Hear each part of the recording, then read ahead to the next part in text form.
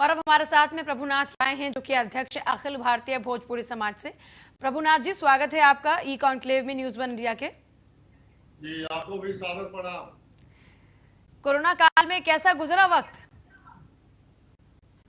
अब भोजपुरी के अध्यक्ष के नाते हम लोग तो जितने कोरोना में जो ग्रसित लोग थे उनको सेवा भाव में और उनके सहयोग में, उनको गांव तक भिजवाने में, उनको खाना खिलाने में ये समय हम लोग का कट रहा है।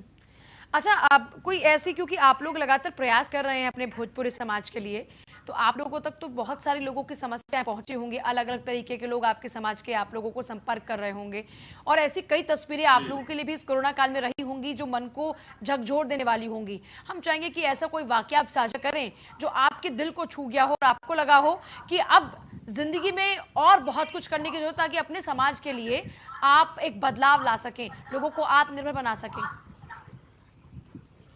देखिए, एक कोरोना ही महाविपत्ति है और ये पूरे दुनिया को बर्बाद कर दिया। इसके साथ उससे भी बड़ी घटनाएं जो गरीबों के साथ, जो पुलिस ने उनको लाठियों बरसा रही थी, और जो गरीब गुरबा लोग हैं जो हजारों किलोमीटर चल के अपने गांव को पहुंचे हैं बिना खाना बिना पानी। और सबसे बड़ी बात यह है कि कोई बैलगाड़ी में बैठ के खुद खींच रहा है, कोई विकलांग है वो खुद चल रहा है। तो ये लॉकडाउन के समय में ऐसे ऐसे ये देखने को मिला जिससे पूरा मन जो है विचलित हो गया, बहुत दुखित हुआ। और मैं न्यूज चैनल के माध्यम से इसका लोगों से मैं अपील भी करता रहा। देखिए, भारत में हम लोग 125 करोड़ लोग हैं, बिल्कुल, और लगभग जो है टोटल जो मजदूर थे 20 से 25 करोड़ थे।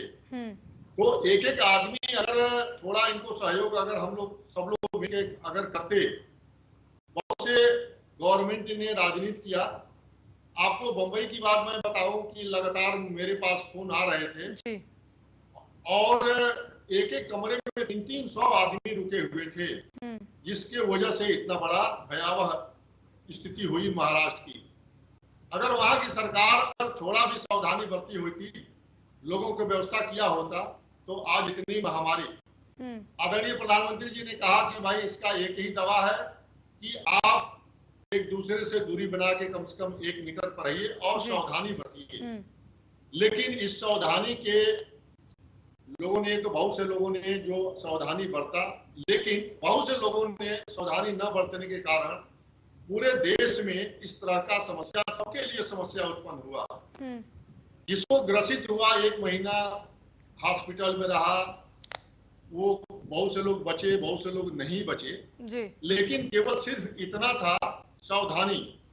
अगर सावधानी सभी लोग जो है अगर बरतते तो भारत में, क्योंकि ये भारत में कोरोना पैदा नहीं हुआ, ये तो विदेशों से आया ना, तो इसको हम लोग चाहते थोड़ा सावधानी बरते। अच्छा, अब हमें जिंदगी इसी कोरोना के साथ बितानी, जब तक हम इस कोरोना से मुक्त नहीं हो जाते, और कई रिसर्च ये कहते हैं कि इस कोरोना से मुक्त होने में हमें भी काफी समय लगेगा। तो जाहिर सी बात है, सभी समाज के लोग इस वक्त सरकार की ओर मुंह ताक रहे हैं कि सरकार कुछ करे। ऐसी कोई आपकी मांग जो आप सरकार से करना चाहते हो, जिसमें आपको लगे कि आपके समाज के लिए सरकार की ओर से वो मदद बहुत मददगार साबित होगी आपके समाज के लिए और बहुत ही काम आएगी? देखिए, जो मजदूरों को यह बहुत बड़ी, ये जो उत्तर भारत के जो मजदूर हैं, जो पूरे देश में नहीं पूरे विदेश में जाके रोजी रोजगार के लिए, खासकर जो बिहार का डेवलप नहीं हुआ, छत्तीसगढ़, झारखंड और यूपी का जो पूर्वी क्षेत्र जो है, जो ये पुराने लोगों ने, जो बड़े बड़े सरकारें और नेताओं ने इसको जो इग्नोर किया, इस इग्नोर के कारण ये इतनी बड़ी समस्या बनी हुई है। अगर बिहार में अगर डेवलप हुआ होता, वहां पर रोजी रोजगार की व्यवस्था हुई होती, तो वहां के मजदूर सूरत, गुजरात, महाराष्ट्र और अन्य स्टेटों में जाके उतना अपमानित न होते, हजारों किलोमीटर चल के वो गांव न उस तरह से न समस्या होती। तो मेरा मानना यही है कि जो ये मजदूरें इधर से उधर, उधर से उधर जो फुटबॉल जैसे घूम रहे हैं, इनको कोई देख नहीं हो रहा है, इनके ऊपर कोई किसी की नजरें इनायत नहीं हो रही हैं। मेरा यही मानना है कि जो हमारी सरकार ने किसी भी स्टेट में हो, किसी भी पार्टी के हो, खासकर जो बिहार और जो, हालांकि यूपी के मुख्यमंत्री माननीय योगी आदित्यनाथ जी ने बहुत अच्छा उनका व्यवस्था रहा, मैं उनको धन्यवाद देना चाहूंगा। और उन्होंने एक एक मजदूर की सारी व्यवस्था उन्होंने किया। लेकिन दिल्ली और महाराष्ट्र की स्थिति बहुत खराब थी और वहां के सरकारों ने मजदूरों के प्रति उनका सहयोग ठीक नहीं था। अगर वो लोग सहयोग किए होते तो यह दुर्दशा न होती।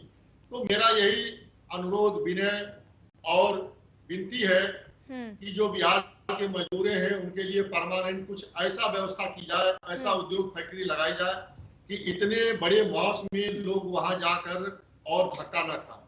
दूसरी बात, जो वहां की सरकारों ने इग्नोर किया है, जो ये मजदूर जो वहां से चले आए, घर आए हैं, वहां की हालत बहुत खराब होने वाली है। जो मिल फैक्ट्रियां जो बंद हो चुकी है, दोबारा ये मजदूर वहां जाएंगे कि नहीं जाएंगे, इसको सोचने की बात है, क्योंकि वो बहुत तकलीफ काटते हैं, बहुत उनके ऊपर अन्याय हुआ है। बहुत शुक्रिया आपका जी, बहुत शुक्रिया आपका बातचीत के लिए। देखिए, जाहिर सी बात है, इस वक्त बहुत से लोगों के सामने बहुत सी समस्याएं आई हैं और हमने देखा किस तरीके से बिहार की बात हो, छत्तीसगढ़ की बात हो, झारखंड की बात हो, किस तरीके से जो यहाँ के मजदूर थे वो पलायन कर रहे थे और तेजी के साथ में सड़कों पर पैदल पैदल ही चले जा रहे थे, पाँव में छाले थे, लेकिन फिर भी उन्हें अपने घर पहुंचना था। और अब सरकार की जिम्मेदारी बनती है कि उन्हें रोजगार के अवसर मुहैया कराए जाए। रुक रहे बहुत ही छोटे से ब्रेक के लिए।